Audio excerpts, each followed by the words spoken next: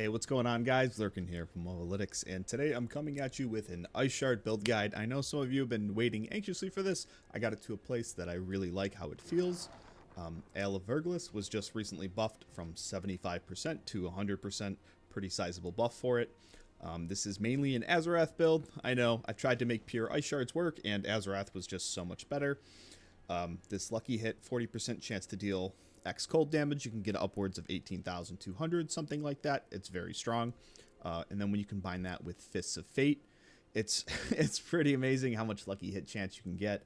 I think with me, I think I mathed it out to, almost every teleport is proccing Azurewrath, and every Ice Shard cast is proccing Azurewrath 1.5 times. So it's super great. We combine that with another lucky hit, temper down here on the focus, and we get a ton of damage. I really like how it feels, and particularly because I was able to run Shroud on it. I didn't really like how Raiment felt. The clumping was too much. You kind of get stuck in them, so I really liked Shroud of False Death with the Cry Rune, and let's get into it.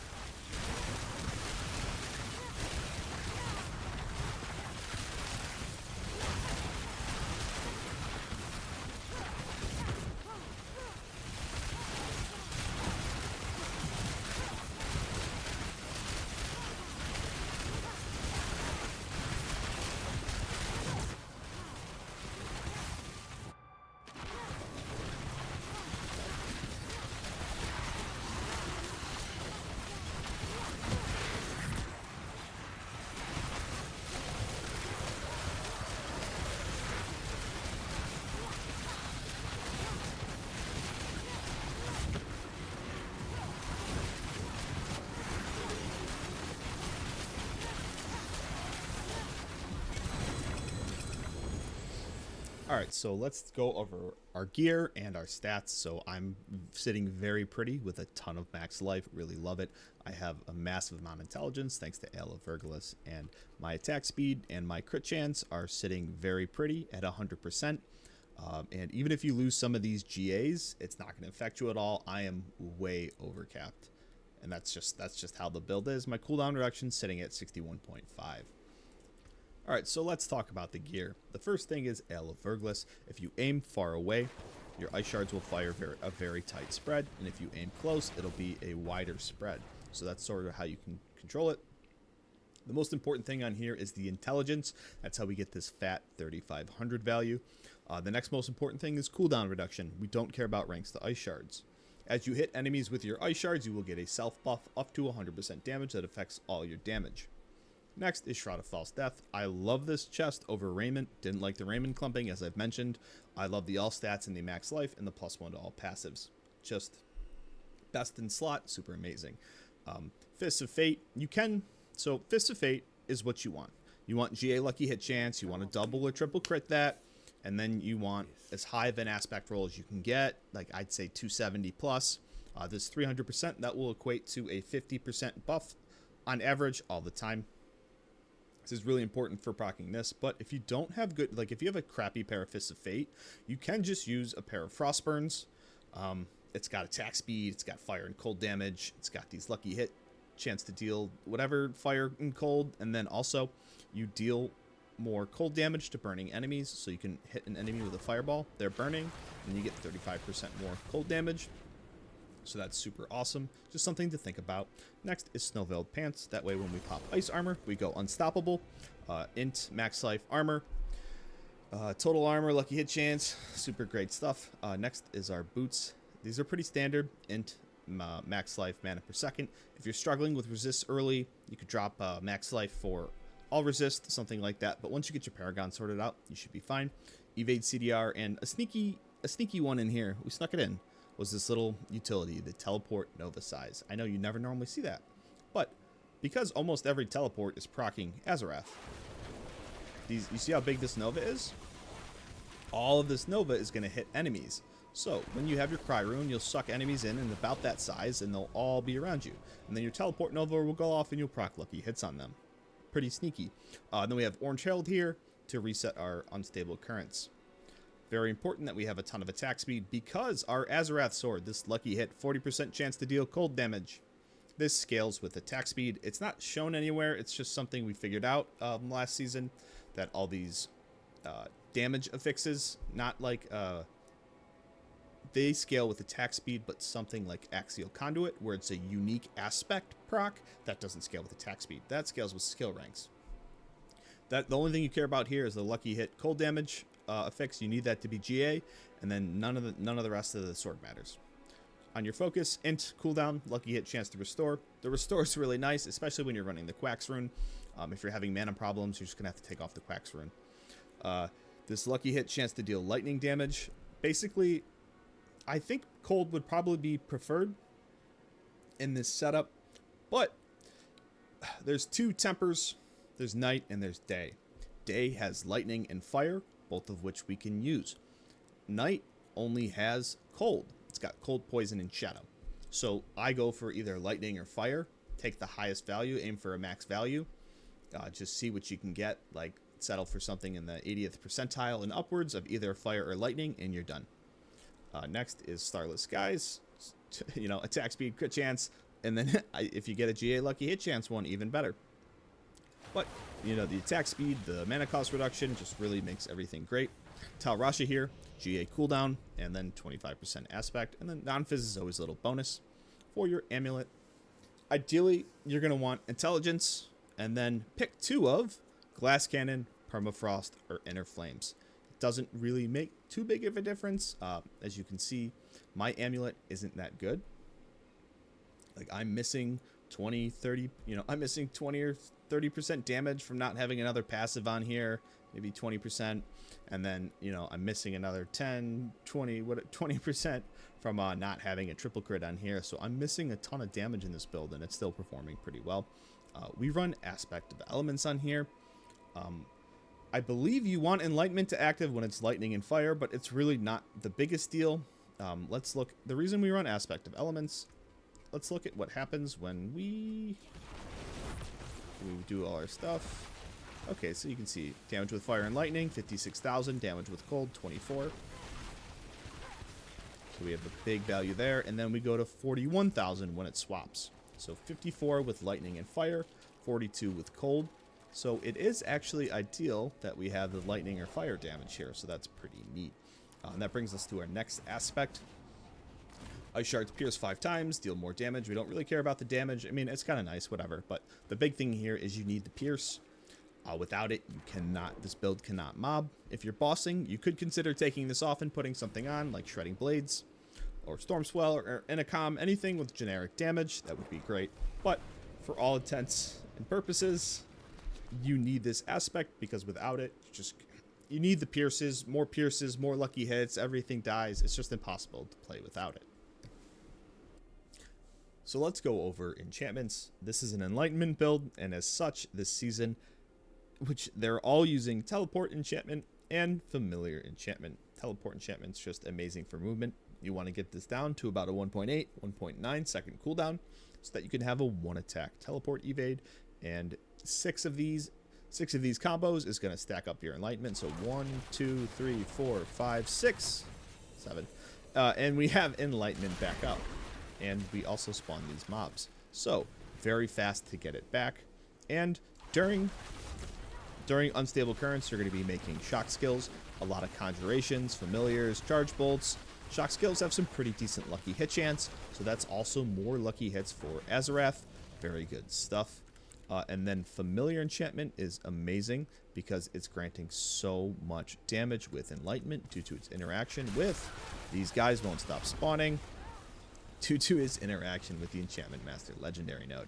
So this makes it so it's easier for us to get a 1-attack teleport because our enchantments are 30% stronger, which means teleport enchant has less cooldown, and they grant 40% increased damage with the element that it is. And then if you have a second one, it's another 20%. So what that looks like on the skill bar is 40% with lightning, and then familiar. At base, it's coded as all 3 elements. So you're getting another 20% with lightning for a total of 60%. You're getting 40% cold, and you're getting 40% fire. And then when Enlightenment's active, these bonuses all multiply and combine with each other, and you get a boatload of damage. Okay, so the whole goal of this build is to have a 1-attack teleport evade. So how do we get there? I have GA cooldown on Ale of Verglas. You can make this up with some Masterwork crits by sacrificing some intelligence. I have GA cooldown on Talrasha. Only 1 Masterwork crit. You could get some more crits on there. And then I have GA cooldown on the Focus with only 1 crit on there as well. That leads us into Evade CDR. If you're really lacking it, you can, skip the crits on everything else on here and just go for those Evade CDR crits. That'll help a lot. And then you just have the roll on the amulet, and you can't really get crits on here because you want those for your damage passives. But that leads us into our boss powers. So this build doesn't have Shaco. It's missing so much cooldown from that. So how do we make it up? The first step is Urivar's Lobbed Bombs. It's sort of a dead boss power because we're not casting an ultimate all the time, but we're after the 15% CDR straight up. That's the only reason we run it. If your gear gets really dialed in and you have a 1-attack teleport without Urivar's, take it off for Grig's Lightning Square. And then the next kicker here is Kerma's Sparks. This gives 30% evade CDR. Huge, and it's what bridges the gap to compare with the cooldown you get from Harlequin Crest. Next is Hatred's Embrace for 50% crit chance. You can't rely on a GA crit chance. Fists of Fate. When you're making a build guide, I try and get the good GAs, important ones, but I can't expect everyone to have quad triple GA items. So just go for the GA lucky hit chance on Fist of Fate. Make the rest up with Hatred's Embrace for that 50% crit chance. And then we go into Cinerad's Flames for 25% non-physical X. And this applies 3 times. Fire, lightning, and cold. Enlightenment combines 95% damage. Amazing stuff. Great boss powers this season. Alright, let's do our skill tree. 2 points in any basic just to progress. I have 3 points to reach Greater Fireball for our Execute. That's the whole purpose of it. When big elites are low, execute them. And you can also apply Burning to utilize a 1 point in Warmth here that you get from the Shroud passive to get you some passive healing. So before I engage a big pack, I like to Fireball them first, and then they're burning for a while, and I just get some nice healing. And then I think I just put my points in Elemental Dominance so that I can get more Ice Shard damage, because it does constitute a little bit of the build. I do max out my Ice Shard ranks because we don't care about it, but we kind of do a little bit. And then I go for this Greater Ice Shards node. because Azurewrath makes everything we hit vulnerable, you don't need the vulnerable node. So why not get more ricochets? Because you don't immediately freeze enemies. 1 point in Flame Shield, we max out Teleport, and we go for this Mystical Teleport. It's so that we can make Crackling Energy, so that we can use the Convulsions passive down here for damage. And the Ceaseless Conduit board, which I believe I have. Next is Glass Cannon, max it out. And then I take Ice Armor. I get 7 seconds cooldown on here, so I do need a little bit more. If you dial things in, you can take Mystical Ice Armor. But for me personally, I need it to get it back in time. So I'm pretty sure, let's put this out, our Mystical Ice Armor. If I press it, I won't have it back in time. Because I don't have any points in... Yeah, I'm missing it a little bit. So I don't have any points in Icy Veil. If you do want to run Mystical for more damage, you could drop the total armor of Fix here for Ice Armor duration, or you could take some points out of Elemental Dominance or Ice Shards and slot them in Icy Veil. Next, we're moving on to Ice Blades. We have 3 points here to reach the Invoke node so that we can get, 10, 20, 30% more attack speed. This is bucket 2, so even if we're capped at 100, we're looking at, with Unstable Currents, we're looking at 135% or 145% attack speed. 3 points in Precision Magic. Why not? Lucky hit build. We take Protection for our barriers. We take Mana Shield for DR. And then we take Invoked Familiar. We will be making Lightning Familiars when we evade during Unstable Currents. And we will be making Cold Familiars from the enchantment because we have a 33% chance to make a Familiar when we cast Ice Blades. Both of those will increase our Enlightenment damage because they're going to give 10% damage to Lightning and Cold. We're going into Inner Flames for damage while healthy. That's 24%. Got 48% on Permafrost. Icy Touch. Hoarfrost. Just damage the Vuln. Damage to Frozen and Chilled. Take Elemental Synergies. More damage. Evocation. Always CDR. I just take 1 point in Unstable Currents. I have really high lucky hit chance, so with Orange Herald, it's pretty good. In some speed farming setups, you may need to put the maybe Sem Zek. You evade, and you reduce your ultimate cooldown. Unstable Currents for that 25% attack speed, and then we just path down here for Convulsions. I have 3 ranks in here, but with Shroud, gets me up to 4 for 20% damage. And last but not least, Enlightenment for our juicy 10x damage. Alright, Paragon. We start off with our starter board. We run Tactician, 15% damage, another 10%, and it boosts our non-physical for Enlightenment. We move into Enchantment Master so that we can get our crispy Enchantment Master Legendary node as described earlier during the enchantment section. Then we go for Unleash. Unleash is really great, just boosts our dex, boosts our willpower, and because we are using the Quacks rune, we do want some mana regen here. It's pretty solid, and it boosts our non-physical for Enlightenment. Next we go into Elementalist.